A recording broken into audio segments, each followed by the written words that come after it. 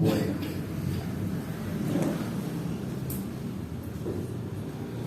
Bendiciones para todos. Amén. Qué bueno verlos esta mañana. Qué bueno poder estar aquí. Porque es necesario, es un tiempo, el mejor tiempo, el tiempo mejor aprovechado es el tiempo en que vamos a estar aquí hoy. Precisamente cantábamos, ¿no?, estas canciones donde declaramos, ¿no?, que nos gusta estar en la casa de Dios, ¿cierto? Eso lo dice David, creo, ¿no? Dice, 1000 años, un día en la casa de Dios para mí son mejor que 1000 años fuera de esta casa. Ahora, qué bueno que no solamente fuera la canción, ¿no?, que fuera una realidad de nuestras vidas. Y hoy precisamente vamos a hablar de este tema, ¿no? Bueno, hemos venido hablando acerca del Espíritu Santo y el creyente. Ya llevamos varios estudios de este tema. Y hasta ahora hemos consultado las enseñanzas del apóstol Pablo, más que todo en el libro de Romanos y en el libro de Gálatas. Son los dos libros que hemos estado estudiando: Romanos 7 y 8 y Gálatas 5. Ahora, pero hoy vamos a estudiar qué fue lo que Jesús enseñó respecto a este tema. ¿Qué enseñó Jesús respecto a la carne y al espíritu? Y vamos a leer Mateo capítulo 26, versículos 40 y 41. Recuerden que aquí estudiamos la palabra, ¿no? Aquí estudiamos la palabra. Cada concepto está basado en la palabra de Dios. Ahí está escrito, lo podemos leer. Esta es una versión moderna, la Nueva Traducción Viviente. Y dice el texto: luego volvió a los discípulos y los encontró, ¿qué dice? Dormidos. Yo siempre hago énfasis en la palabra clave. Los encontró dormidos. Le dijo a Pedro: ¿no pudieron velar conmigo ni siquiera una hora? Versículo 41. Velen y oren para que no cedan ante la tentación. Y esta es la declaración de Jesús. Porque el espíritu está dispuesto, pero el cuerpo es débil. La Reina Valera dice, pero la carne es débil. Entonces, esta es la declaración que Jesús hace respecto al tema. Ahora, a esta conclusión llega Cristo después de vivir una experiencia decepcionante con sus discípulos. O sea, ¿de qué estamos hablando ahí? Para que usted tenga una idea general de qué estamos hablando, vamos a leer el relato completo. Desde el versículo 26, para que usted se dé cuenta de qué se está hablando allí. Ahí comienza este relato. Dice así: mientras comían, Jesús tomó un poco de pan. Versículo 26 de Mateo, o sea, Mateo 26, 35 es. Bueno, dice Pedro, estaba con Jesús. Ahí es donde Pedro le está diciendo a Jesús: no te voy a negar. Que Jesús le había dicho: yo te voy a negar, pero dice: no te voy a negar, aunque tenga que morir contigo, jamás te negaré. Y los demás discípulos juraron lo mismo. O sea, esto es la antesala de cuando toman a Jesús preso para llevarlo a la muerte. Entonces Jesús fue con ellos al huerto de los olivos, llamado Getsemaní, y dijo: siéntense aquí mientras voy allí para orar. Se llevó a Pedro y a los hijos de Zebedeo, Santiago y Juan, y comenzó a afligirse y angustiarse. Les dijo: mi alma está destrozada de tanta tristeza, hasta el punto de la muerte. Quédense aquí y velen conmigo. Él se adelantó un poco más y se inclinó el rostro en tierra mientras oraba: Padre mío, si es posible que pase de mí esta copa de sufrimiento, sin embargo quiero que se haga tu voluntad y no la mía. Luego volvió a los discípulos y los encontró dormidos. Le dijo a Pedro: ¿no pudieron velar conmigo ni siquiera una hora? Velen y oren para que no cedan ante la tentación, Porque el espíritu está dispuesto, pero el cuerpo es débil. Sigamos leyendo un poco más. Entonces Jesús los dejó por segunda vez y oró: Padre mío. Bueno, es la misma oración. Miremos el 43. Y dice: cuando regresó de nuevo a donde estaban ellos, los encontró ¿cómo? Dormidos otra vez. Porque no podían mantener los ojos abiertos. 44. Así que se fue a orar por tercera vez, repitió lo mismo. 45. Luego se acercó a sus discípulos y les dijo: adelante, duerman y descansen. Pero miren, ha llegado la hora y el Hijo del Hombre es traicionado y entregado en manos de pecadores. Muy bien, ya podemos entender nosotros esta historia. Dijimos que Jesús hace esta declaración. ¿Por qué? Porque vivió una experiencia muy decepcionante con sus discípulos. Había llegado la hora más difícil en el ministerio de Cristo y era su muerte. Como ser humano se sentía angustiado, temeroso, y más cuando él sabía exactamente todo lo que iba a sufrir. Porque Jesús sabía cada detalle, cómo lo iban a golpear, cómo lo iban a azotar, cómo lo iban a crucificar. Él sabía todo. Eso, como ser humano, lo llevó a una angustia tan grande que él pensó que se iba a morir. Pero en esa situación, él decide buscar la fortaleza en Dios a través de la oración. Esto nunca se les va a ir de la mente. Decide buscar fortaleza en Dios a través de la oración. Y él dice que va y se retira un poco más de los discípulos, los deja solos y se va un poco más adelante y ahí se inclina con su rostro sobre la tierra y comienza a orar al Padre. Ahora vamos a mirar lo importante de esto, lo decisivo de esto en la vida de una persona, de un cristiano. Pero además dice que también decidió apoyarse o buscar apoyo en sus discípulos, pero ellos lo dejaron solo. Esa es la realidad, lo dejaron solo. No tuvieron ni la voluntad ni la fuerza para acompañarlo. Y según el relato, después de insistirle 3 veces, él se dio cuenta de que era inútil, que estaba solo. Humanamente estaba solo, ¿sí? Porque ellos estaban dominados por la debilidad de la carne. Eso es lo que entendemos del pasaje. La advertencia que Jesús les hace era para ellos en el futuro. ¿Por qué? Porque en el caso de Jesús, el tiempo ya había pasado. Ya, Él les dijo: ya, descansen. Ya no hay nada más que hacer porque los que me van a tomar preso ya vienen acercándose. Pero esa advertencia la hizo para ellos en el futuro. Ustedes deben orar y velar porque van a enfrentar tentaciones, si no iguales, similares a las que él estaba enfrentando en ese momento. Entonces, mis amados, nos damos cuenta aquí de la importancia de esta advertencia de Jesús. 2 verdades hay en esta declaración. La primera verdad es: el espíritu está dispuesto. Eso es lo que tenemos que analizar. El espíritu está dispuesto. ¿Qué significa esto?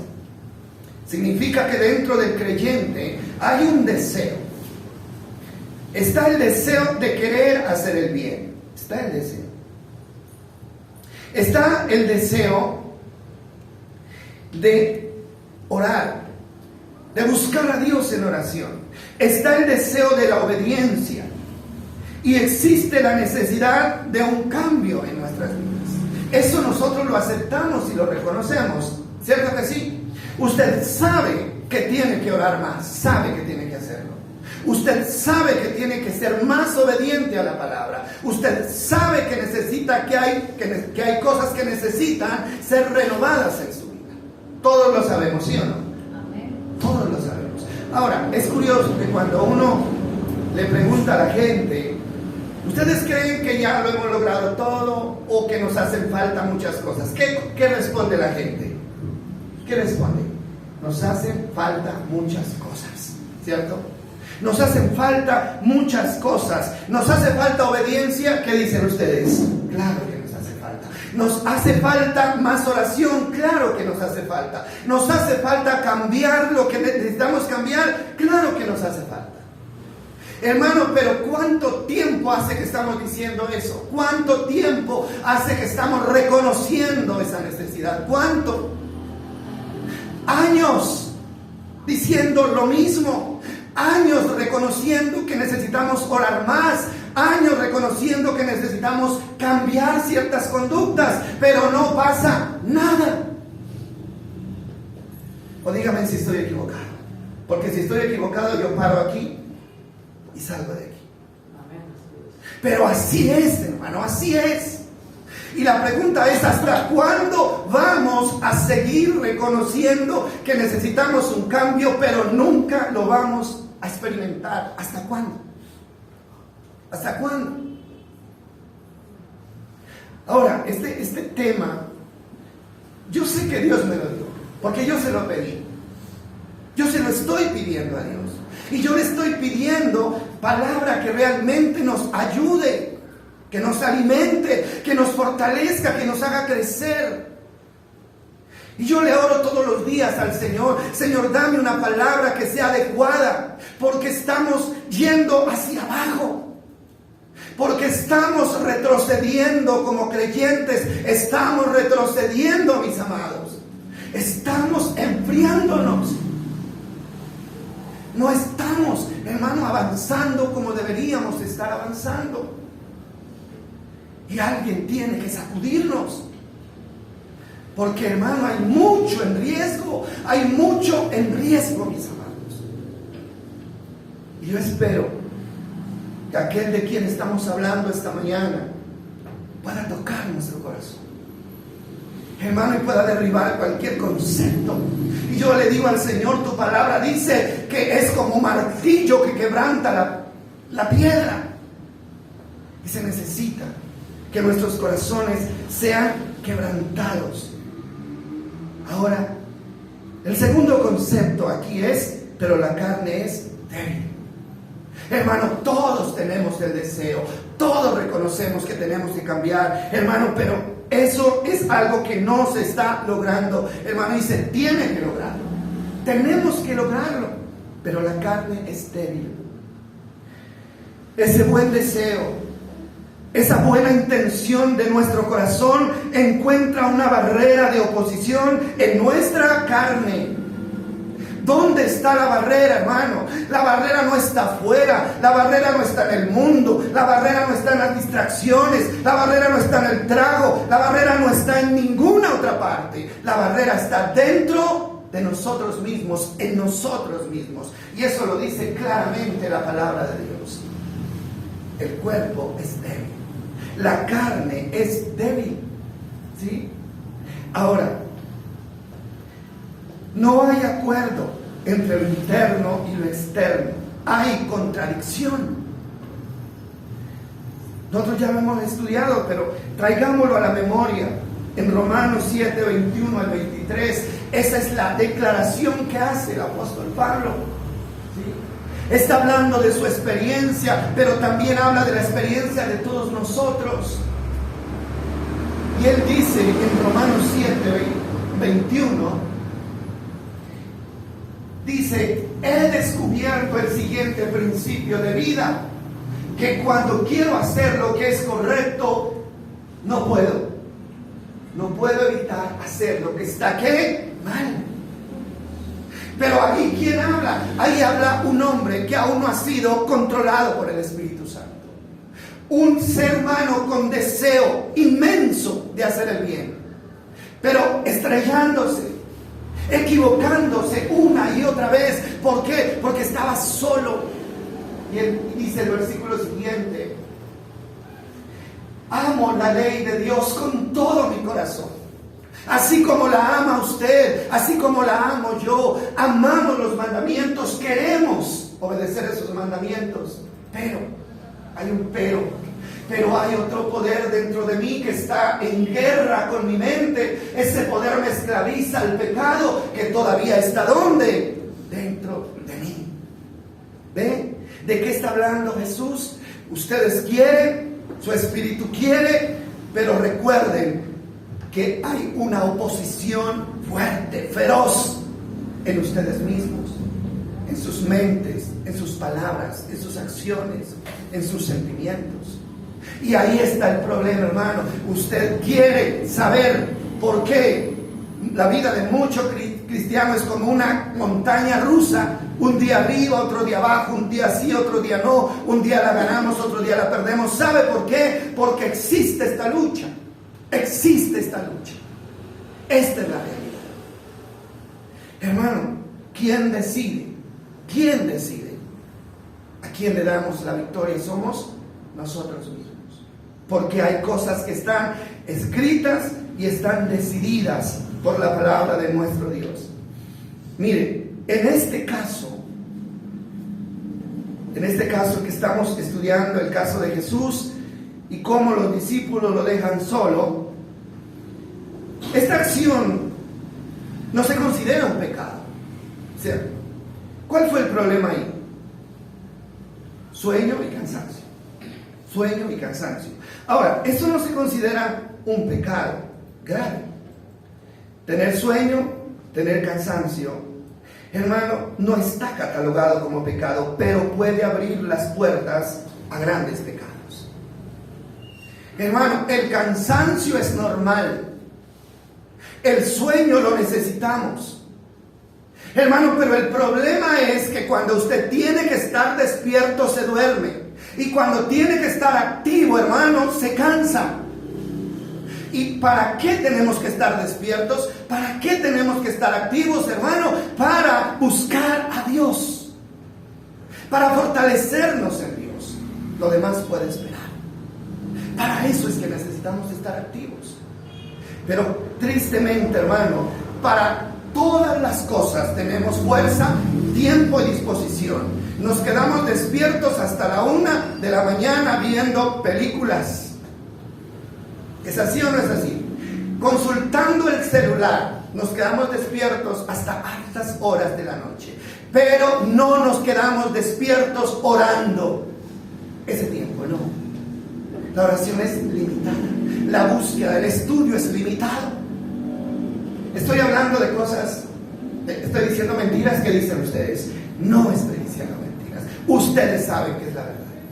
Ustedes y yo sabemos que es la verdad. ¿Sí? Ahora, habrá gente, muy poca gente que no lo haga, pero la mayoría estamos atrapados en esa dinámica.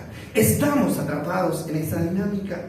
Entonces, mis amados, el cansancio puede abrir puertas para que la carne se fortalezca y nos juegue una mala pasada. El caso de Pedro, vamos a analizar el caso de Pedro. Y vamos a ir a Lucas 22:50, o sea, este es el mismo relato de cuando Jesús ora en Getsemaní, pero narrado al estilo de Lucas. Y ahí hay un detalle que Mateo no cuenta. ¿Y cuál es ese detalle? Ahora lo vamos a ver. Dice, bueno, ya pasó todo, ellos durmieron lo que quisieron, dejaron a Jesús solo, Jesús va y les dice, hey, despiértense, vámonos, porque ya vienen los que me van a llevar preso. Ahí quedamos. Y cuando ellos vienen, ¿no? Judas fue el que lo entregó con un beso, y los soldados le echaron mano. Entonces uno de ellos hirió al esclavo del sumo sacerdote cortándole la oreja derecha. Sigamos leyendo. Pero Jesús dijo, basta, y tocó la oreja del hombre y la sanó. Uno más. Entonces Jesús habló a los principales sacerdotes, a los capitanes de la guardia del templo y a los ancianos que habían venido a buscarlo. ¿Acaso soy un peligroso revolucionario para que venga con espadas y palos? Para arrestarme, preguntó. En otras palabras, aquí estoy, no va a haber resistencia de parte mía. Pero yo quiero que resaltemos la acción de Pedro. Ahora, Pedro fue uno de los que fue invitado a orar con Jesús. ¿Es así o no es así? Lo dice claramente. Pero ¿qué hizo Pedro? ¿Qué hizo Pedro? En vez de orar, ¿qué hizo? Se durmió. Se durmió. Entonces no fortaleció su espíritu. Y como su espíritu estaba débil, cuando tuvo que enfrentar la tentación, ¿qué pasó? Cayó en la tentación. No creo que sea muy difícil de entenderlo, ¿verdad? Intentó matar al soldado. ¿Por qué? Porque él no le iba a bajar la oreja. Él iba a bajarle la cabeza. Solo que falló. Intentó matarlo. Pero mire lo que hace Jesús. Si quieres devolver el texto, mire lo que hace Jesús. ¿Qué hace Jesús? Dice, y tocó la oreja del hombre. ¿Y qué pasó? No sanó. Usted puede ver claramente la acción de una persona que se ha fortalecido en la oración y en el espíritu, y la acción de una persona que cuando tiene que orar, duerme. ¿Cuál es la diferencia? ¿Se nota la diferencia? ¿Qué dicen ustedes? Claro que se nota. Hermano, todos damos de lo que tenemos, ¿sí? Todos damos de lo que tenemos. El Espíritu Santo, ¿qué hace? El Espíritu Santo, hermano, estaba en Jesús. ¿Por qué estaba en Jesús? Porque Él estuvo fortaleciéndose en la oración. Él reacciona de una manera diferente. Mientras que Pedro, un hombre dominado por su carne, intenta matar, hay violencia en su vida, porque en la carne hay violencia. Jesús, lleno del Espíritu, sana, perdona y ama. Esa es la diferencia. Así que yo le digo a usted, ¿usted quiere saber si anda en la carne o anda en el Espíritu? ¿Quiere saberlo? Sencillo. Lo sabremos por nuestras acciones, ¿sí? Lo sabremos por nuestras acciones. Una persona controlada por el Espíritu es una persona que no daña, es una persona que no es violenta, es una persona humilde y mansa como lo fue Cristo. Una persona, hermano, que anda dominado por la carne es una persona violenta, es una persona que intenta defenderse en sus propias fuerzas, pero que termina haciendo daño.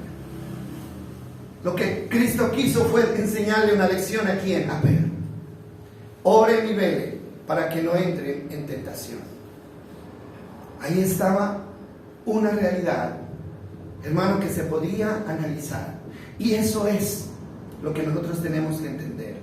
Mire, una persona que no se fortalezca en la oración, una persona que no busque estar en la presencia de Dios, hermano, es fácil que la carne lo domine. A veces soltamos la lengua más de lo que debemos, ¿sí o no? ¿Es así o no es así? Hoy estamos hablando de lo peligroso del chisme, ¿no es cierto? Soltamos la lengua,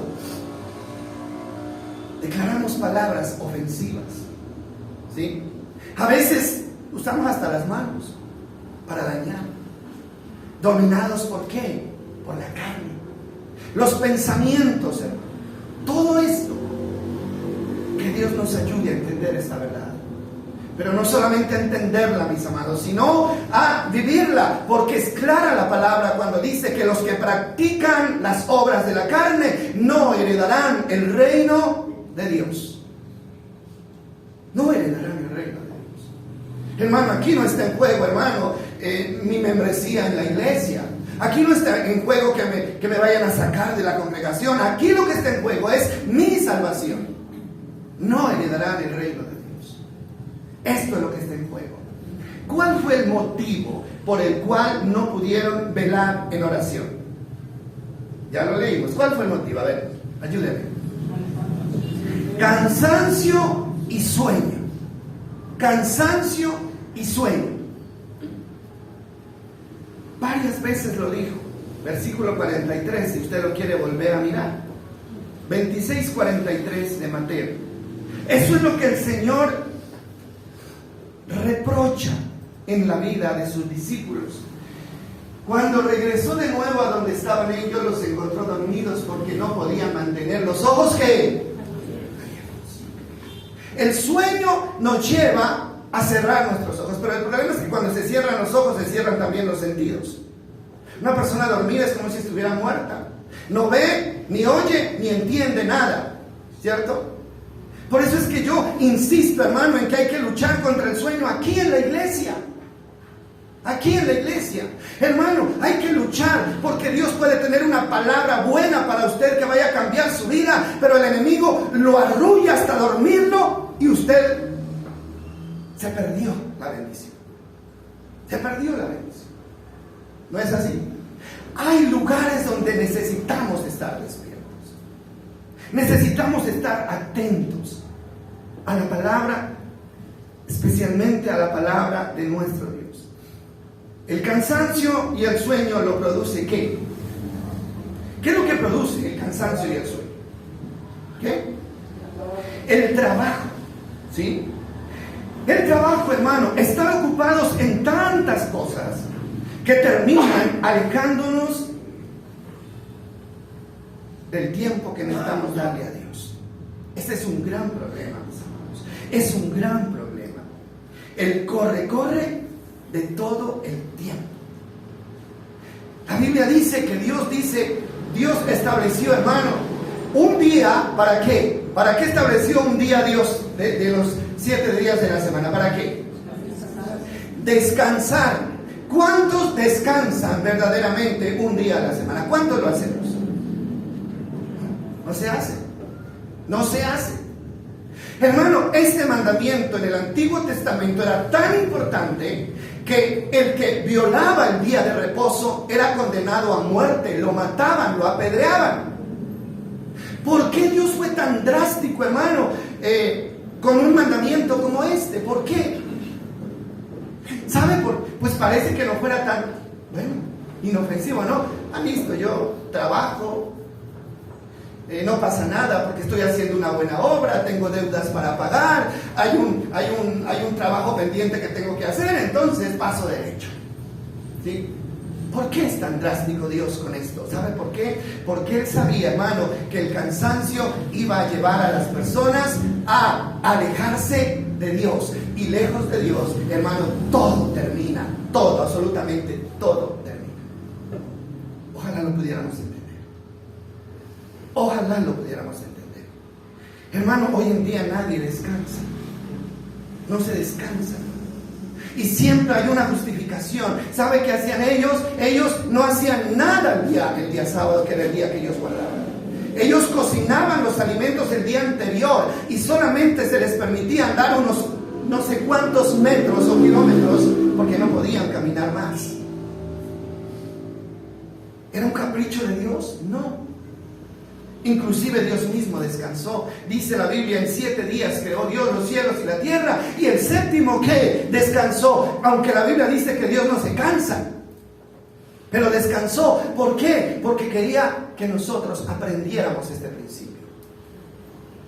Hermano, hoy el día domingo, que es el día que se cree que es el día de descanso para nosotros, no se descansa. No se descansa. Hay gente que dice, yo el domingo lo dejo para hacer oficio porque toda la semana estoy ocupada o ocupado. El domingo yo lo dejo para... ¿Cómo es cierto? ¿Qué estamos haciendo con nuestra vida? No se puede hacer eso, ¿sí? Ahora, el descanso no solamente tiene que ser físico, tiene que ser ¿qué? Mental, emocional, ¿sí? No estar pendiente, hermano, de qué voy a hacer mañana, de qué voy a hacer el lunes, de qué voy a hacer el martes. Eso no es descansar. Ahora, vamos a mirar el caso de Marta y de María. Un caso que nos ilustra ampliamente, hermano, el peligro de enredarnos en los quehaceres de la vida. Esto lo dice la palabra. Y si usted vino a escuchar la palabra, ¿sí o no?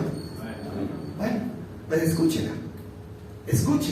Porque esta es la palabra. Ahora, de que usted la ponga en práctica, eso es asunto suyo. A mí solo me corresponde declararla. Usted verá qué hace con esta palabra.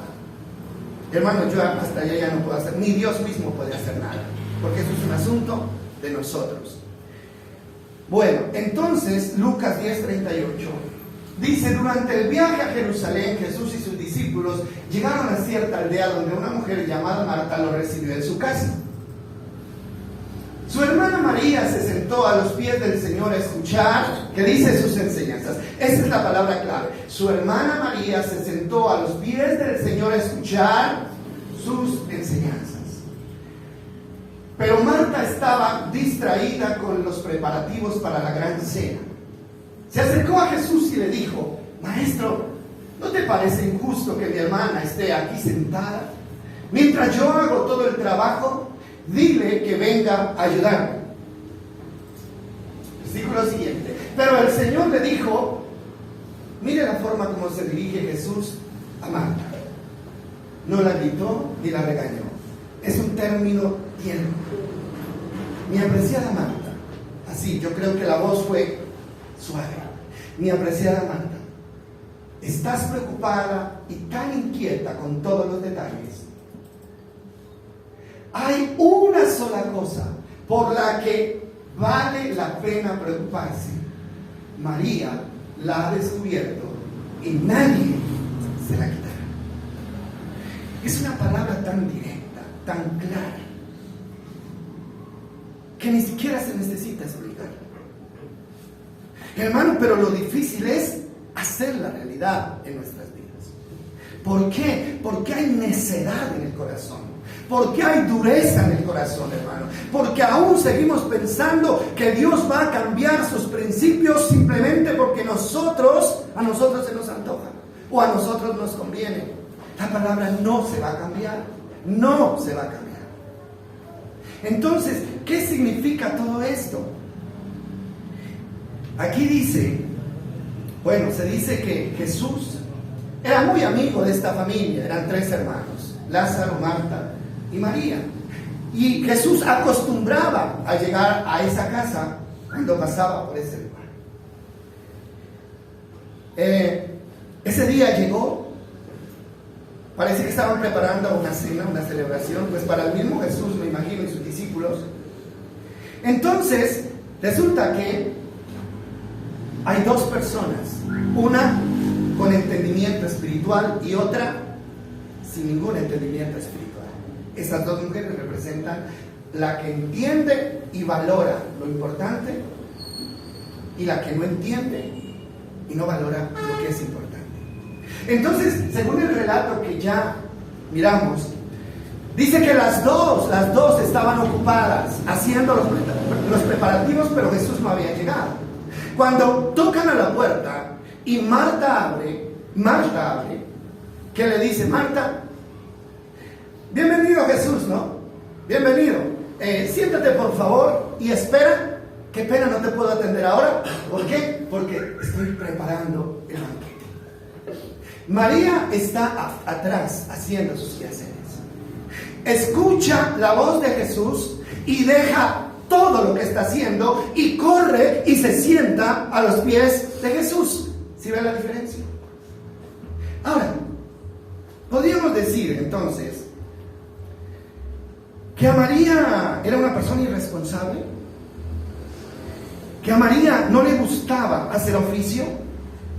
No, simplemente era una persona inteligente que sabía lo que era valioso y necesario. Eso es María, eso es el ejemplo de María. Deja todo, absolutamente todo, hermano, corta todo trabajo, toda actividad y llega, hermano, y se sienta a los pies de Jesús. ¿A qué? A escuchar sus enseñanzas. Hermano, esa es la invitación que Dios nos hace a nosotros. Debemos aprender a cortar con tanto afán, tanta ansiedad, tanta presión a la que estamos sometidos, hermano, y sentarnos a escuchar y a buscar a la presencia de nuestro Dios. Ahora, hermano, esto no va a ser bien entendido por todos. Hasta de vagos nos pueden tildar. Mire, todo el trabajo que hay aquí en la casa, le puede decir el marido a la mujer, y usted ya se va a largar allá a su iglesia, ¿cierto? O el marido le puede decir igual a la mujer: usted ya fue el domingo, ¿a qué va otra vez por allá? Mire, quédese haciendo esto y esto y esto. Eso fue lo que le dijo Marta a María. Eso fue lo que le dijo. Mire lo que dice. Dice el versículo anterior, miremos. Dice, pero Marta estaba, ¿qué? ¿Cuál es la palabra? Distraída. Distraída con los preparativos para la gran cena. La otra versión dice afanada y preocupada. Y se acercó a Jesús y le dijo: Maestro, ¿no te parece, qué dice? Injusto que mi hermana esté aquí sentada perdiendo el tiempo mientras yo hago todo el trabajo. Dile que venga y me ayude. ¿Sí? Ahora, esa es la voz de los que no entienden el valor de escuchar la palabra de Jesús. Esa es la voz de los que nos ponen en tropiezo, sean personas o sean actividades o sean cosas. Siempre va a haber algo que trate de impedir que nosotros estemos a los pies del Señor, orando, buscando y atendiendo lo que Él quiere decirnos. ¿Sí? Ahora, según ella tenía la razón. Marta tenía la razón, ¿verdad?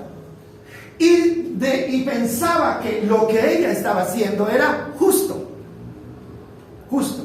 Eso no es lo que el mundo cree. Eso no es lo que nosotros pensamos. No, hoy no voy a la iglesia, hoy no oro, hoy no pude, hermano, porque estaba haciendo un trabajo y eso es justo. Pues era lo que estaba haciendo Marta. Es más, Marta estaba preparándole la cena al mismo Jesús, ¿cierto? Al mismo Jesús. Hay gente que dice: no, yo hoy me voy a visitar a un enfermo. Listo, vaya, visite al enfermo si quiere, pero después de haber estado a los pies de Jesús escuchando su palabra. Porque visitar a un enfermo no va a reemplazar el hecho de que usted escuche la palabra de Dios. Le voy a hacer un favor al vecino, es lo mismo, hágale el favor, pero primero, hágalo primero. Eso es lo que nos demanda aquí. Es injusto, no es justo, ¿sí? Ella no tenía la mentalidad de una persona espiritualmente sabia. Ahora, la respuesta de Jesús, seguramente Marta dijo: Jesús me va a rescatar, ¿verdad? Inmediatamente la va a hacer parar de ahí para que venga a ayudarme. Era lo que ella esperaba, porque eso es lo que nosotros pensamos. Está bien, y Dios va a estar de acuerdo con que trabaje y trabaje y trabaje y no descanse. Dios va a estar de acuerdo con que me vaya a otro lado. Dios va a estar de acuerdo. Dios entiende. No, Dios no entendió nada. Jesús nunca le dio la razón. Nunca le dio la razón. Mire lo que dijo. Pero el Señor le dijo: mi apreciada Marta, estás preocupada y tan inquieta con los detalles. Pero hay una sola cosa por la que vale la pena preocuparse. Qué palabras tan sabias. Qué palabras, hermano, tan importantes de entender. Hay una sola cosa por la que vale la pena preocuparse, y es ¿cuál? ¿Qué era lo que hacía María? Escuchar la palabra de Dios. La palabra es el alimento, hermano. Si usted no se alimenta, ya lo habíamos dicho, nosotros morimos. Una persona que no se alimenta en el tiempo adecuado, de la manera adecuada, se muere. Y lo mismo pasa en la parte espiritual, ¿sí? Hermano, y lamentablemente para muchas personas, o sea, se están preocupando por todo, menos por la palabra de Dios. Para todo hay tiempo, menos para buscar a Dios. Hermano, ¿cuál va a ser la condición de una persona de esas? ¿Cuál es la condición de una persona? Bueno, ya lo miramos en el ejemplo de Pedro, ¿no? ¿Cuál es la condición? ¿Cómo termina una persona así, hermano? Actuando con su carne, embarrándola, cometiendo errores y hundiéndose cada vez más. Hermano, la decadencia espiritual de la iglesia hoy se debe a eso. El mundo, hermano, nos enredó con su sistema, con el deseo de tener más cada día, con el deseo de tener más dinero, de tener más comodidad, de tener más cosas. El mundo nos enredó y no nos damos cuenta hacia dónde nos está llevando. No nos damos cuenta. Y porque lo justificamos. Es que es la herencia para mis hijos, ¿verdad? Es que tengo que hacerlo porque tengo deudas. ¿Por qué cree que tiene deudas? Porque desde hace mucho tiempo estamos dejando a Dios de lado. Y la promesa no se hace realidad. Busquen primero ¿qué? El reino de Dios y su justicia, y lo demás vendrá por añadidura. Hermano, no dice no trabajen, no. No dice que no trabajen. No dice que no hagan lo que les corresponde. Dice primero, ¿sí? Primero, luego lo demás. Luego está lo demás. Entonces, bueno, ¿de qué se trata todo esto entonces? El problema, hermano, ya lo dije, que la iglesia enfrenta hoy en día, es que se cree que venir a la iglesia, buscar a Dios es una pérdida de tiempo. Es una pérdida de tiempo. ¿Sí? Qué concepto tan pobre, tan peligroso. Tenemos que entender que buscar a Dios no es una pérdida de tiempo. Al contrario, buscar a Dios es buscar el combustible que nos fortalece para lograr todo lo que necesitamos. Es el combustible, ¿sí? Cuando usted ha hecho las cosas al derecho, hermano, todo comienza a salirle bien. Cuando el Espíritu Santo es el quien lo dirige, el que lo guía, todo tiene que empezar a salir bien. Mis amados, si vamos a esperar que no haya nada que hacer para buscar a Dios, nunca lo vamos a buscar. O sí o no, nunca lo vamos a buscar. Porque siempre habrá algo pendiente por hacer. Siempre. Siempre. Entonces, ¿cuál es la decisión que tenemos que tomar? La decisión que tomó María. Hay trabajo por hacer. Hay una comida que hay que preparar. Hay invitados que atender. ¿No es cierto? Pero primero, lo primero. Hermano, óigame bien, deje cualquier cosa de lado, pero atienda a Dios. Atienda a Dios primero. Eso es lo que nosotros necesitamos hacer. Busquen primero el reino de Dios. Cualquier cosa se tiene que dejar de lado. Hermano, enójese quien se enoje. ¿O no? Que se enoje quien quiera. Yo creo que María era una buena hermana y sabía que Marta se iba a enojar y la vio enojada. No importa, enójese. Diga lo que quiera. Zapatee si quiere.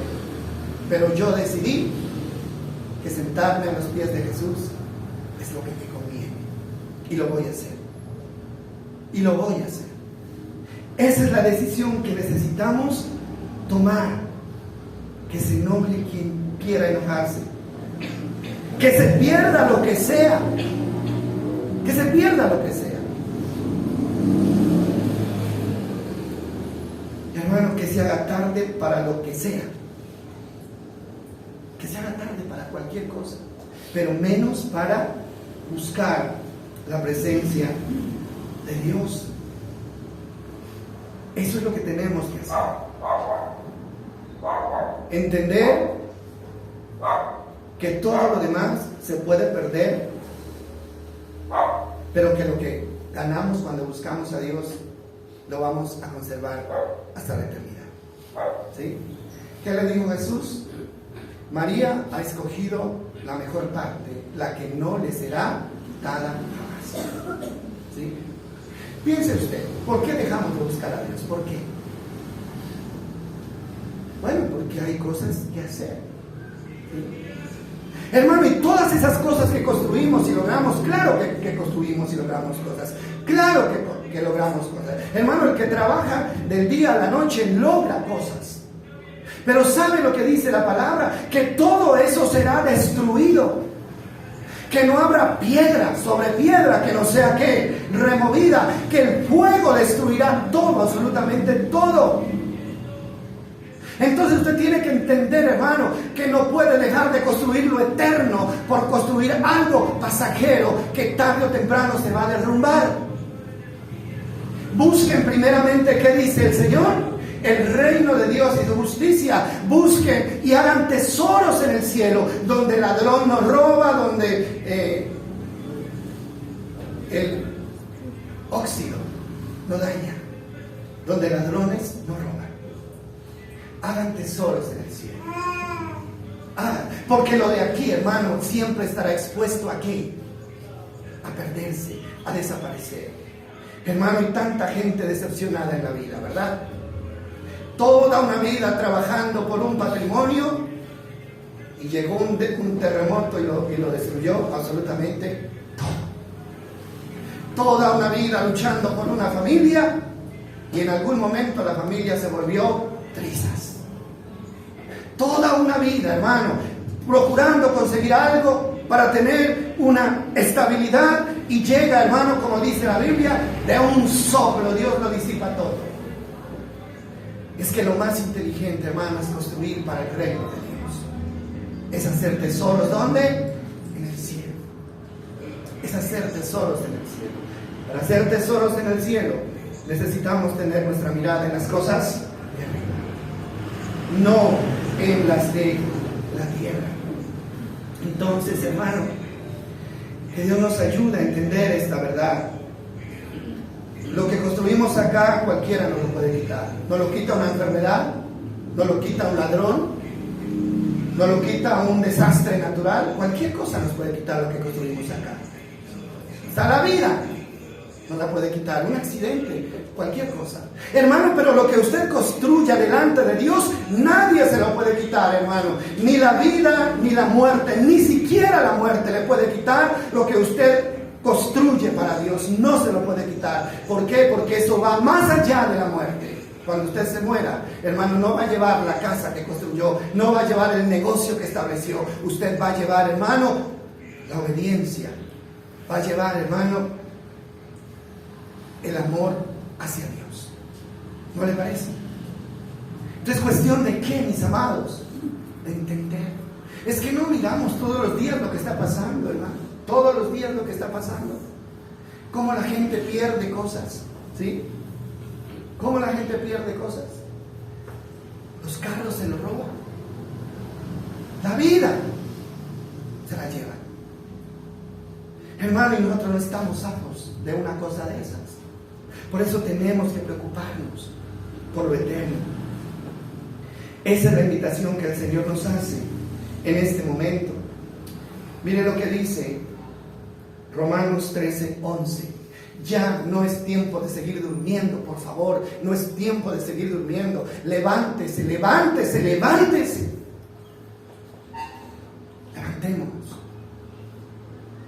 Hermano, levantémonos. Así tengamos que dejar de hacer algo que es importante para nosotros.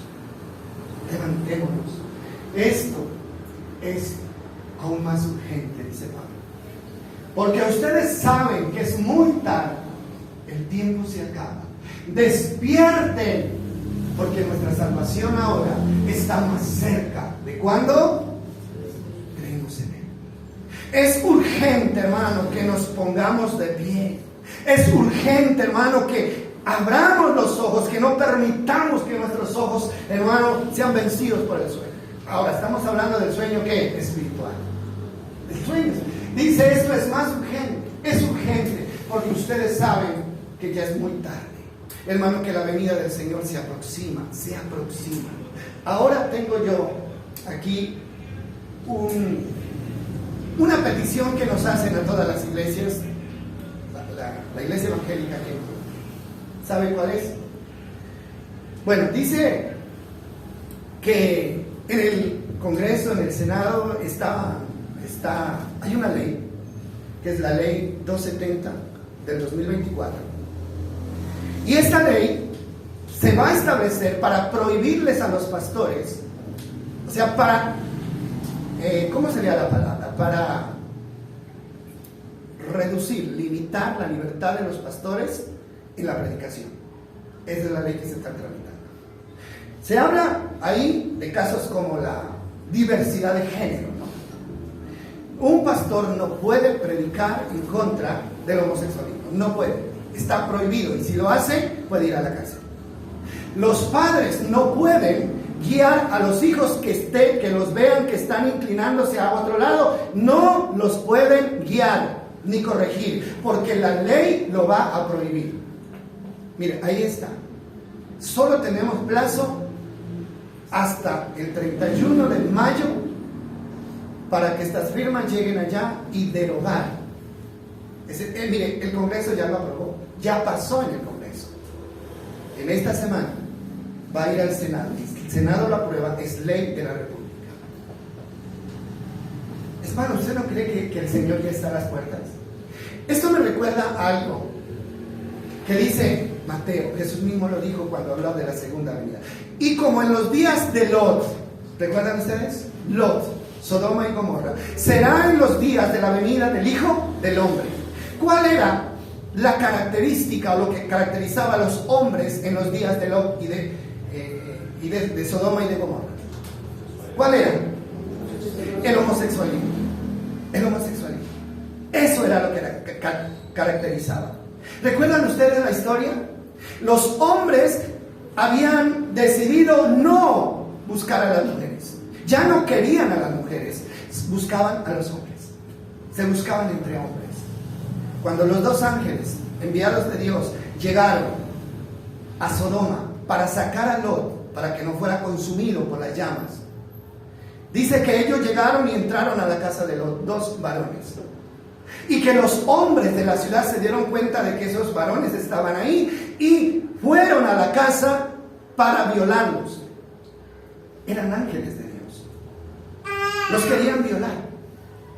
Y Lot sale asustado y abre la puerta y ve a estos hombres ahí. Les dice: por favor, no vayan a cometer tal sacrilegio.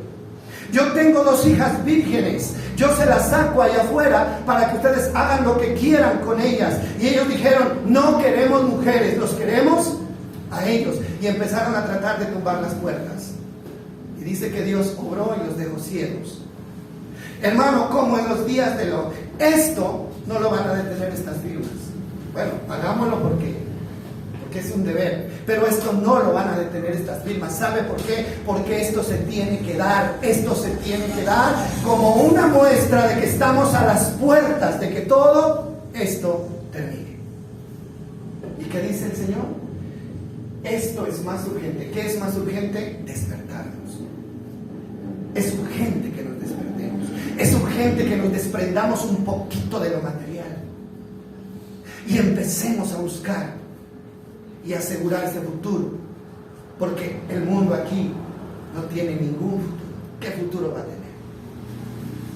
Es necesario entenderlo de esa manera. Y Marcos 13:35 es otra advertencia. Hermano, qué bueno que tengamos estas palabras que nos adviertan. Yo le doy tantas gracias a Dios por estas palabras. Marcos 13:35, mire lo que dice: ustedes también deben estar alerta, pues no saben cuándo regresará el amo de la casa, si en la tarde, a medianoche, durante la madrugada o al amanecer. La Reina Valera dice: ustedes tienen que estar despiertos, tienen que estar velando, tienen que despertarse. Y en otra parte dice el Señor: cuando vean que todas estas cosas empiezan a suceder, ustedes enderécense, dejen de estar mirando hacia abajo, hacia la tierra, pónganse derechos, porque el día de la redención está cerca. Hermano, si no lo hacemos ahora, tal vez ya no haya tiempo. Y no importa si el Señor se demora unos años, no importa, hermano, porque buscar a Dios es lo mejor que podemos hacer, para quedarnos aquí o para irnos de aquí. Pero no hay otra salida. No hay otra salida. Y termino hablando acerca de la oración, porque el tema es la oración, ¿no? Quédense aquí y oren.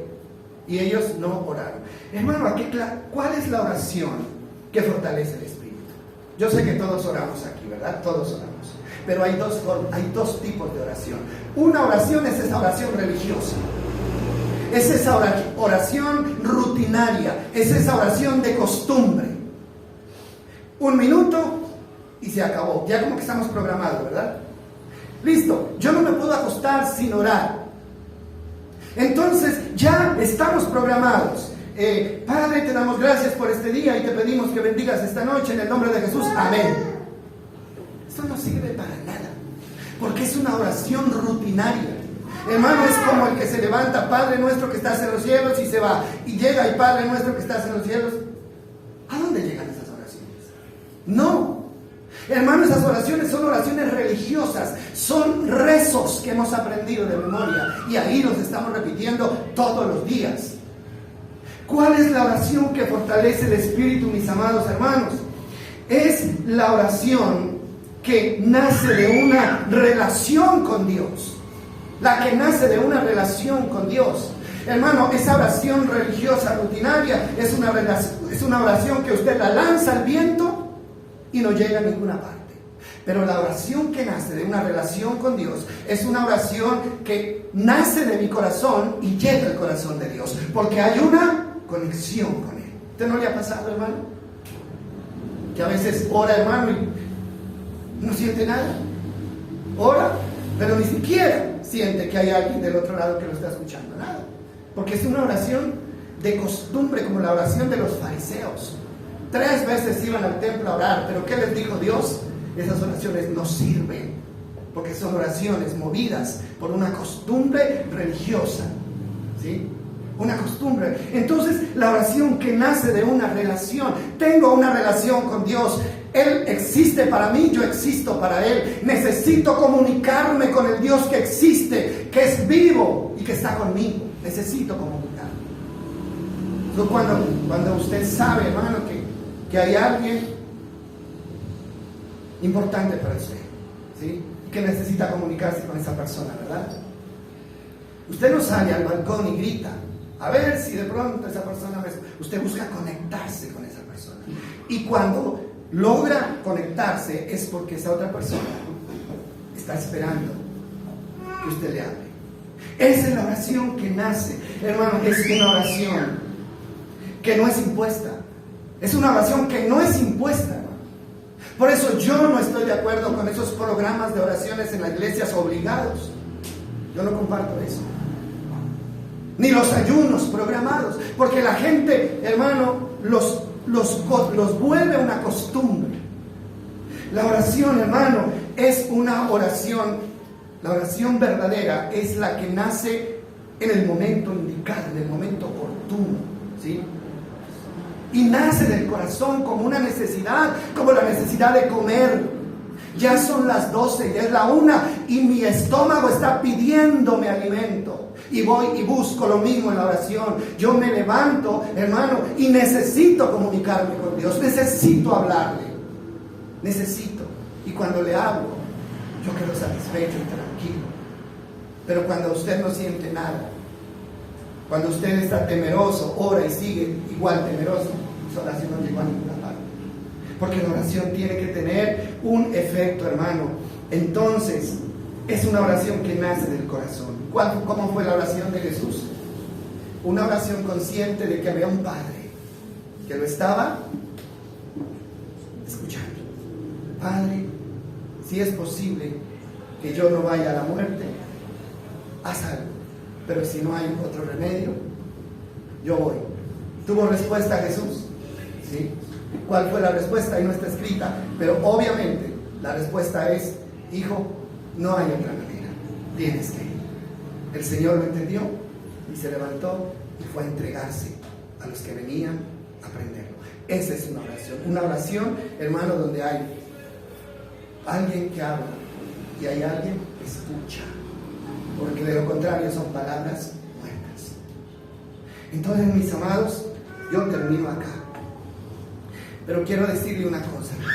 Si usted no aprende a dejar de lado tanto afán, tanta disculpa, hermano, para buscar a Dios, el único que pierde es usted. Hermano, si usted no busca a Dios, Dios no deja de ser Dios. Él sigue siendo Dios. Y se complace en otros que no estamos. ¿Quién pierde, hermano? ¿Quién pierde? Nosotros perdemos lo mejor, lo que no se puede comprar con todo el oro del mundo. Y es tiempo de ¿qué? De despertarnos. Es tiempo de despertarnos. Ahora, usted tiene que tomar la decisión. ¿Sí? ¿Que no puedo? Claro que sí puedo. ¿Que hay muchas cosas pendientes por hacer? Claro, así como María tenía muchas cosas pendientes, pero ella ¿qué hizo? Decidió. Ya le digo, hermano, que se enoje quien se enoje, usted busque a Dios. Que se pierda lo que se pierda, busque a Dios. Hermano, que se deje de hacer lo que se deje de hacer, busque a Dios. ¿Sí? Busque. Este es un descanso para nuestra alma. Es un descanso porque la palabra nos alimenta. ¿Cómo se puede vivir sin alimento? ¿Se puede vivir sin alimento? No se puede. Pero espiritualmente pensamos que sí. Bueno, como cada 15 días, como cada mes. ¿Quién vive comiendo cada mes o cada 15 días? Nadie. Hay que hacerlo, hermano, siempre. Dios nos hace esta advertencia. El espíritu a la verdad está dispuesto, pero la carne que es débil, gánenle a la carne, gánenle. Porque el Espíritu Santo está ahí para ayudarnos. Que Dios nos bendiga, mis amados. Y vamos a seguir en esta dinámica. Porque Dios quiere prepararnos para el gran día. Dios nos está preparando para ese gran día. ¿Sí?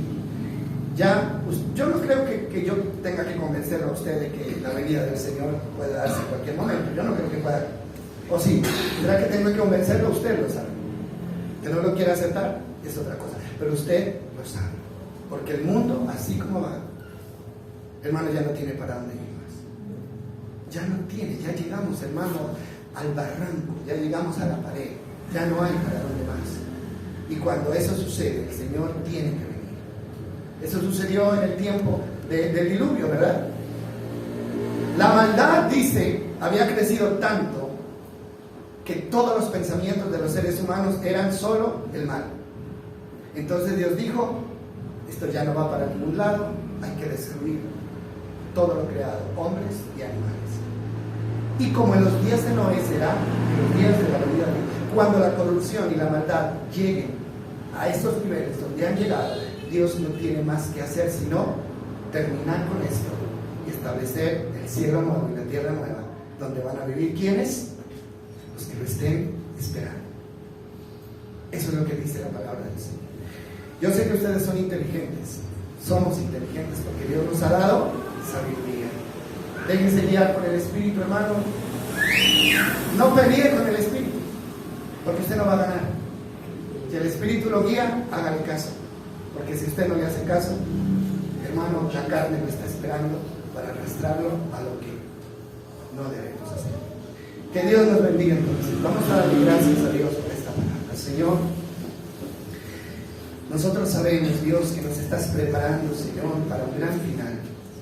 Sea el final de manera personal, porque no sabemos cuándo tú nos vengas a llamar a tu presencia, o cuando tú vengas por tu iglesia. Pero tu palabra es clara. Cuando vean estas cosas, levanten su rostro. Olvídense de lo que hay a su alrededor. Sálvense. Sálvense. Señor, ahí está la historia de esta mujer de Lot. Tuvo la oportunidad de salvarse, pero estaba tan apegada a las cosas materiales que no se resistió el deseo de volver y mirar. Y ahí quedó. Ahí llegó su proyecto de vida, de salvación. Señor, permite que podamos levantar nuestra mirada a donde debe estar nuestra mirada ahora. Y que podamos, Dios, del valor de tu Espíritu, entender, Señor, que todo lo que hay a nuestro alrededor, que no vale la pena preocuparnos por nada más, sino por buscarte. Eso es por lo que debemos preocuparnos, amén. Gracias, Señor, porque yo sé que nos has permitido entender esta palabra y yo creo que no va a volver vacía, Señor. Va a ser lo que tú quieres que haga en nuestras vidas. Gracias, Espíritu Santo, por haber estado aquí con nosotros y por ir con nosotros y acompañarnos en cada momento. En el nombre de Jesús.